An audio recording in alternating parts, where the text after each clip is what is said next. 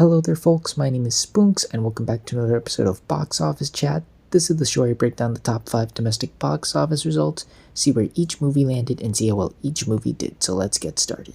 Number 5 was Abigail, making $5.2 million this weekend, adding to a domestic total of $18 million and a worldwide total of $28 million.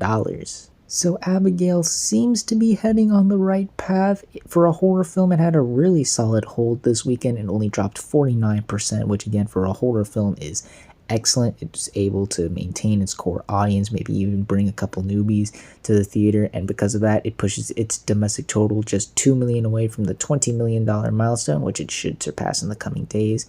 And worldwide, not only has it surpassed its initial budget of $28 million, but it's now $2 million away from surpassing $30 million worldwide, which once again should surpass in a couple days. So while that all is said and done is pretty good, the problem here though is that it needs to double that, and I'm not sure if it's gonna have enough juice in the tank to really get there. It just didn't reach that big of an audience I think the studio was hoping for with this movie. It got great reviews.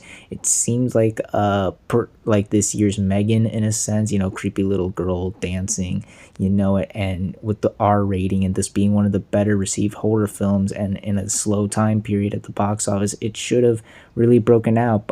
And while it's not a huge failure by any means, again, it surpassed its initial budget, it is still probably gonna struggle to get to the doubling point worldwide. It just hasn't reached that big of an audience, and it's not only are we heading into the summer, which you're going to hear me say a lot in this video, but it's already got competition this coming week with a new horror film, and I'm sure that's going to steal a lot of this movie's audience. So yeah, while things aren't as bleak as they seem to be for Abigail, things aren't looking great either. I'm sure it's going to still hold pretty well due to the fact that those who have seen it have been recommending it, and I'm sure it's going to find some big fan base online once it hits streaming. But as for the box office, things aren't great. Not terrible, but not great either. Number 4 was Civil War, that rhymed, making $7 million this weekend, adding to a domestic total of $56 million and a worldwide total of $86 million. So Civil War is still doing pretty well in terms of A24. It is now the second biggest film in their filmography. It is surpassed Uncut Gems domestically and now just sits behind Everything Everywhere All at Once with its $77 million domestic total. And if it can continue going where it's at, there is a chance it could, or at the very least, come close. The reason I say come very close is because, like I said already, the summer movie season is about to kick into high gear, and this movie definitely feels like it's going to get hurt and overshadowed by a lot of the bigger movies, so that's definitely going to hurt this movie down the road for sure. But otherwise, this movie is still doing very well. The big risk paid off for A24. The fact that this movie is the biggest new wide release of last month is honestly insane. This grim, bleak film about a potential civil war in America making this type of money is absolutely insane. What's even more insane is now it's just $15 million away from surpassing the doubling point of its $50 million budget. Apparently it's performing a lot better than expected internationally, so this movie's gonna be a hit for A24. The risk paid off. It seems like A24 knew what to do with this movie. The word has gotten out. People are interested in wanting to go and check it out, and the A24 is really reaping the rewards from it. Hopefully this convinces them to do and fund more bigger blockbusters so they can reach the heights of some other big studios, as this is a great sign and shows once again how A24 can make solid blockbuster movies. Of course, this is probably going to be one of, if not the last time we see it in the top 5 given all the competition on the horizon, but the fact that this movie has made this much alone just 3 weeks into its run is definitely respectable. So good on you, Civil War. You really surprised you're about to be a certified box office hit, and you definitely did a lot better than I thought you did. Good job. Number 3 was Godzilla x Kong: The New Empire, making $7.2 million this weekend, adding to a domestic total of $181 million and a worldwide total of $521 million. like Civil War, I think this is going to be one of, if not the last time we see this film in the top 5, as I do think this is more than Civil War going to be largely affected by the big summer competition on the horizon, as this was pretty much a movie of its own. Pretty much there's no other movie that was out like this for a while now, and now with all the big summer competition, there are going to be movies like this, so definitely going to be one of, if not the last time we see this movie in the top 5. With that said, boy, did this movie have a hell of a run, with that really solid opening weekend. And granted, it was a bit front loaded, it did drop significantly in its second weekend. It was still able to put up a good fight at the box office and make a really solid amount of money. This movie is now just 20 million away from the $200 million milestone. We'll see if it can have enough juice in the tank to get over that. I think it's going to be a slow crawl to get past that milestone, and maybe just barely get over it.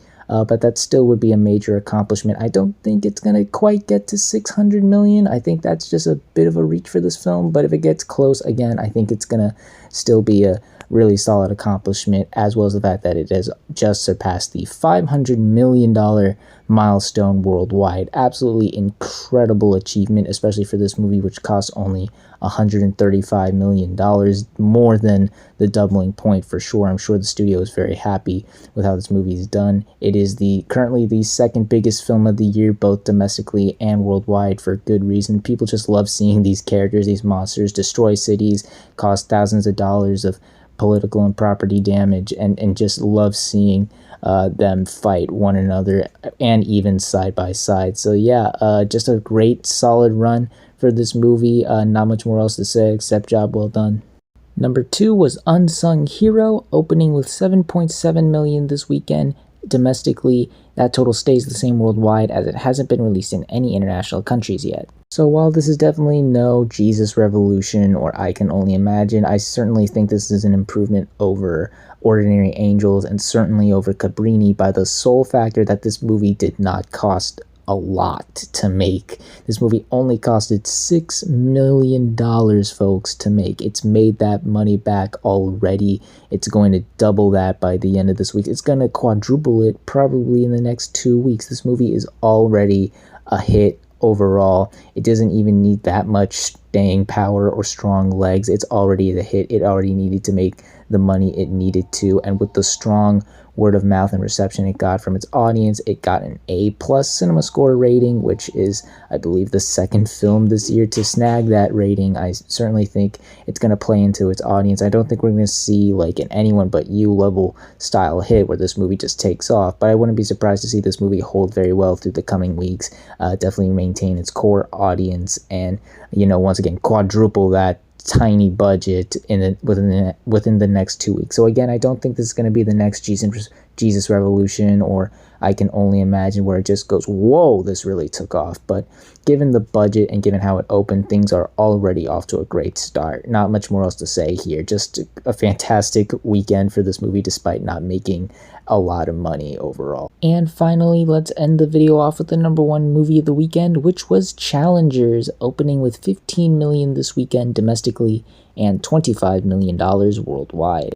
This is an interesting opening to talk about, as for the type of movie this is, a sports romance drama about tennis, I guess this is a pretty solid opening. It's such a niche, weird combination of genres for one movie, and it really speaks to the star power of Zendaya and how solid the marketing campaign was, that this amount of people was able to go and see this movie and get it to the number 1 spot is impressive, and it does seem like people like the movie. I do see people talking about it on social media, so I'm curious to see where and how much it legs out to. And like I said, the type of movie this is, the fact that it's just 5 million away from 30 million worldwide already is pretty solid.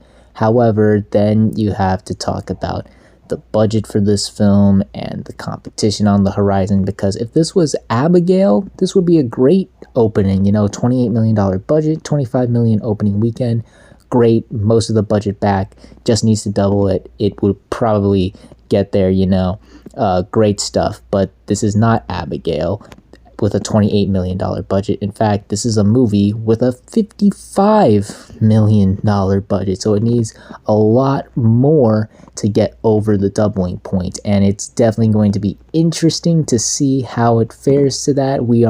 Like I said, I know I said this a bajillion times in this video already, but the summer movie season is about to kick into high gear, so this movie really needs all the help it can get right now. It needs a lot of word of mouth. If anything, it needs like an Anyone But You size level amount of positive word of mouth and positive reception to get it to where it needs to go, because I'm a bit skeptical on if this movie can get past that doubling point. It could get close, maybe like what happened with No Hard Feelings last year. That movie had a decent opening and legged out. It just missed the doubling point by that much, and then really blew up on Netflix and streaming. I can see the same thing happening for this movie too, because audiences do like this movie, but they don't love it. It got a B+ cinema score, which for like a lot of other romance movies, it's on par with The Lost City, Anyone But You, No Hard Feelings again.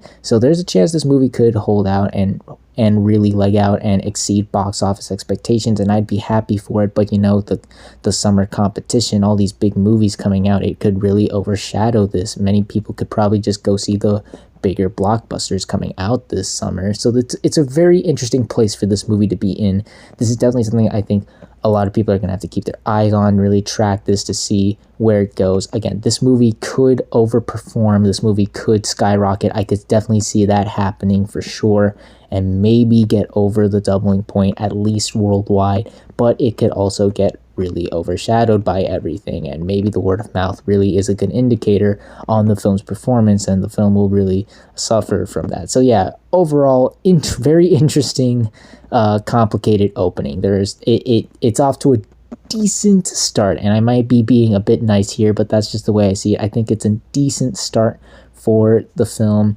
Hopefully it exceeds expectations. Hopefully it can continue to grow and build off the good word of mouth I'm seeing on social media, but right now it needs a lot of help to get to that doubling point, because again, the budget is just super massive for this type of movie. So we'll see where it goes. As far as its opening, I may be being too nice here, but I think it's a decent start. We'll see where it goes. It's definitely something to keep our eyes on. And those were your top 5 domestic box office results for this weekend, but we're not quite done yet, as we got another week ahead of us and new movies hitting theaters. And since we are starting off the summer movie season this weekend, we kick it off with 2 new wide releases, the first being Tarot, a new horror film about tarot cards, fortune-telling, horoscopes, you name it. And if I'm going to be honest, I am not expecting a lot from this movie. It's been a pretty rough year for horror. We haven't reached the heights of last year's, and I see this film following in the footsteps of other films. And if anything, this reminds me of Imaginary, just a film, except, I saw a lot more marketing for that movie than this movie. I just don't see the buzz for this movie. I don't even think a lot of people know this is even coming out. I don't think the concept's really that intriguing. I just don't see any interest for this movie. I doubt it costs that much, so I don't think it would be a big loss on the studio's part, but I definitely don't think this is going to be the thing that really revives the horror genre this year. So yeah, not expecting a great opening here. Don't think it's going to really do all that well this weekend.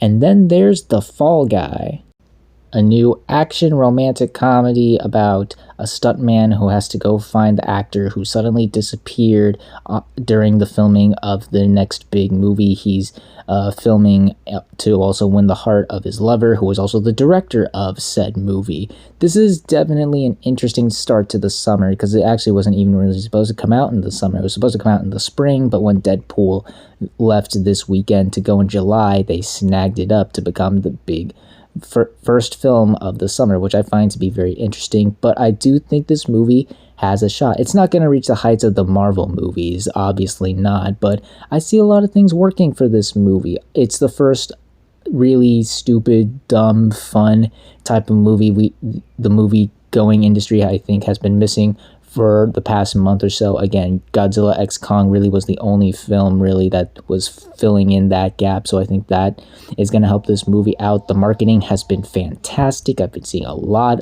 of promos and stuff for this. There does seem to be buzz with this movie. I do see a lot of people talking about it. It's been well received. It premiered at South by Southwest and CinemaCon to glowing reviews, and the star power of Ryan Gosling and Emily Blunt, they're hot off the success of their powerhouse films, last year, Barbie and Oppenheimer. I do think this movie's really gonna overperform and really start the summer off to a good start, and definitely give us the biggest opening since Godzilla x Kong, The New Empire.